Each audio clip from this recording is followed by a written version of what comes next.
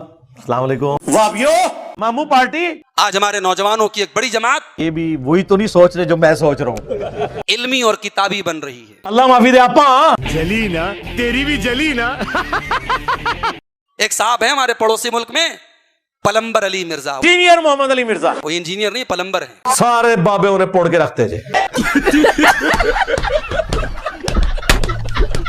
उनका दावा है सारे बुजुर्ग जो है ना वो कहानी ही करा के गए थे। मैं हूं मुस्लिम इल्मी किताबी। मजा नहीं आ रहा है। नहीं सर इस तरह नहीं। ना मैं वाबी ना मैं बाबी, मैं हूं मुस्लिम इल्मी किताबी। आज हमारा नौजवान का एक बड़ा तबका उससे मुतासिर है। कितना अच्छा वक्त था, लोग अपने अपने उलमा के पास जाते थे, उनसे मसले पूछते थे, फिर इंजीनियर आ गया।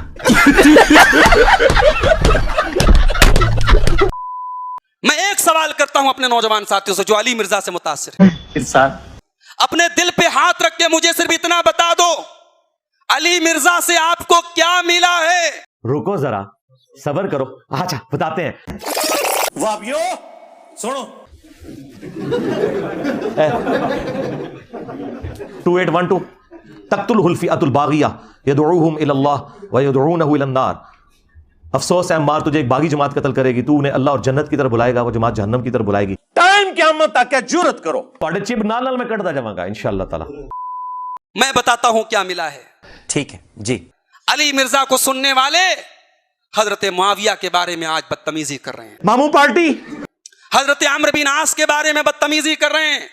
तौबा करो। खुल्लम खुल्ला बनु उमैया को गालियां दे रहे हैं। मेरे अली सा है ही कोई नहीं, बनु उमैया थे शाही कोई नहीं। बनु उमैया कौन है पता है आपको? मामा मामू पार्टी।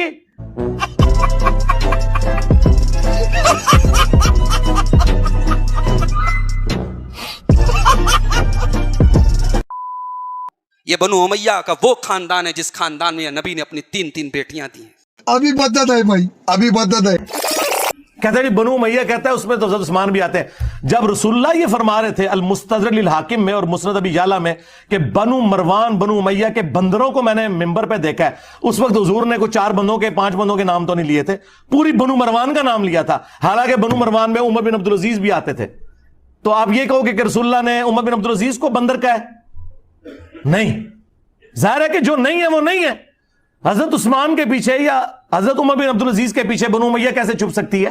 अरे बैद दुश्मनों, मामू पार्टी बनु उमैया दे खिदमत गुजारो। तो हमें किसी से कोई चिढ़ नहीं है, हम गुनाहगार से नफरत नहीं करते हैं, उसके गुनाहों से नफरत करते हैं। ये डोंकी राजा फिल्म यहां पे खत्म नहीं हुई। आज अली मिर्जा की जुबान है, वो कहता है जाओ तो आड़ा वास्ता उस बंदे नाल पे है कि बनु उमैया की सारी अकल जहां पे खत्म होती है ना, वहां से हमारी नहीं हमारे स्टूडेंट्स की अकल स्टार्ट होती है। हाँ भाई, कैसी लगी आगे स्वाद? बनु उमैया की चालाकियां और चालें जहां खत्म होती है वहां से मेरी चाल शुरू होती है। अब मैंने रुजू कर लिया अपनी बात में। मारी किधर, मारी अकल को आप कहां पहुंचेंगे? ये उसके अल्फाज हैं और हमारा नौजवान उसको अपना आइडियल मान रहा है। मंजी ठोक देंगे तो अटी में। जिस शख्स की इल्मी औकात इतनी नहीं है, अच्छा, कुरान की आयतें ये शख्स सराहतन गलत पढ़ता है। लो जी नहीं मंजी ठोकन लगी जाए। ये कुरान है, आप अपनी मर्जी से कहीं से खोले, मैं आपको पढ़ के बता। वो जो आपने पढ़ना पहले आप खुद भी पढ़ेंगे, फिर मैं पढ़ूंगा। ठीक है, आप रैंडमली कोई सबक खोल दे जी, 5-6 सब आगे पीछे करेंगे ना कि वो पहले निशान लगा हुआ है। कौन से रुकू से? अऊज़ु बिल्लाहि मिनश शैतानिर रजीम, बिस्मिल्लाहिर रहमानिर रहीम, या अय्युहल्लज़ीना आमनू اذكروا نعمة الله عليكم إذ جاءتكم جنود فأرسلنا عليهم ريحا وجنودا لم تروها وكان الله بما تعملون بصيرا. कुरान की आयतें ये शख्स सराहतन गलत पढ़ता है। म्यूजिक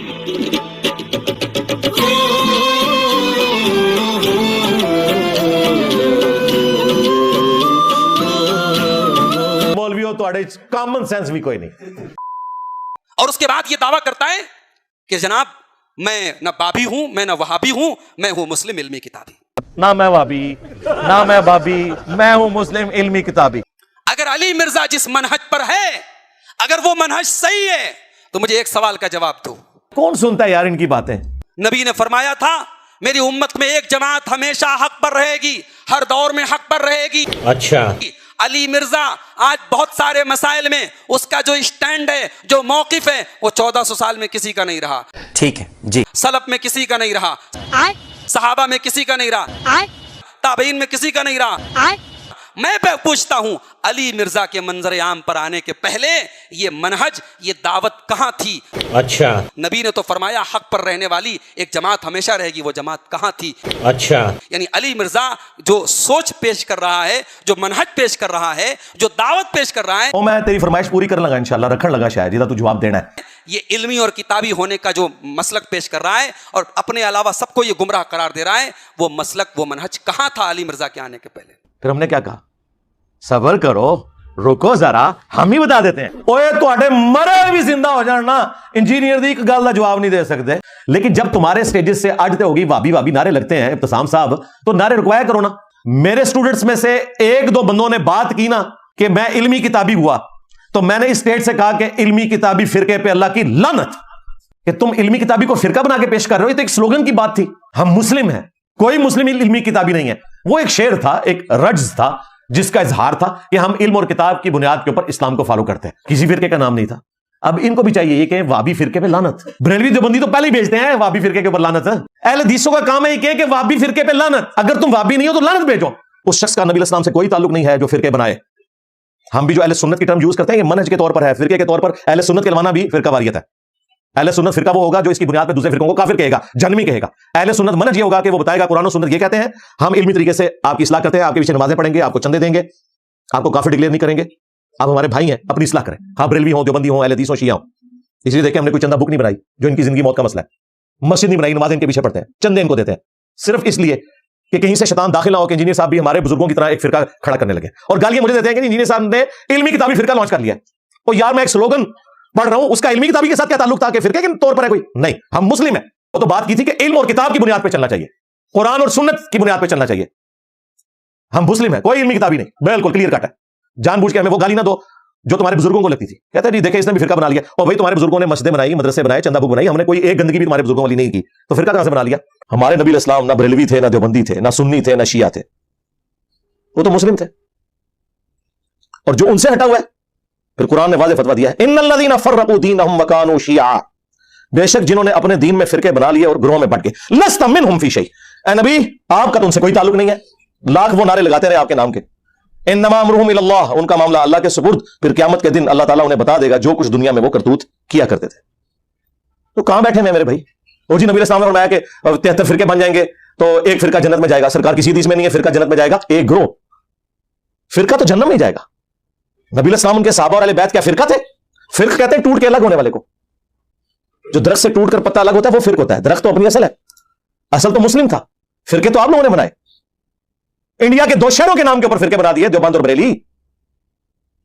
خانہ کعبہ شریف کو 400 سال تک بدعت سے بھر کے رکھا، جب چاروں اماموں کے نام کے اوپر، ان بیچاروں کو تو پتہ نہیں ہوگا، 4 مسلح ڈال دیے 400 سال تک، 1517 سے 1917 تک سلطنت عثمانیہ، اور پھر اللہ نے ایسے اٹھائے اب قیامت تک دوبارہ نہیں انشاءاللہ 4 مسلح ڈلتے، کیونکہ حنفیوں کے ہی 2 مسلح بن گئے ہیں، بریلوی اور دیوبندی۔ ہاں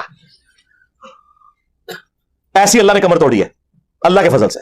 باقی ہم نے جو کچھ کیا آپ کو پتا، پچھلے 1000 سال میں اتنی عزت نہیں کمائی تھی انہوں نے جتنی ان 10 سالوں کے اندر انہوں نے ذلت کما لی ہے، الحمدللہ، اللہ کا شکر ہے۔ سرکار ہمارا تو ایک نعرہ ہی ان کے سارے بابوں کو لے جاتا ہے کہ میرے نبی سا ہے ہی کوئی نہیں، تیرے بابے تھے شے ہی کوئی نہیں، یعنی تیرے بابے اللہ رسول کے مقابلے پہ۔ ایک ماموں کے پیچھے تم لوگوں نے اپنے آپ کو ذلیل کروایا، مجھے تو کوئی نقصان نہیں ہے، میں نے بتایا کہ اہل حدیث فرقہ گیا، بلکہ اوپر مٹی بھی ڈال گئی ہے اور کتبہ بھی لگ گیا اور اس پہ لکھا ہوا ہے 2812۔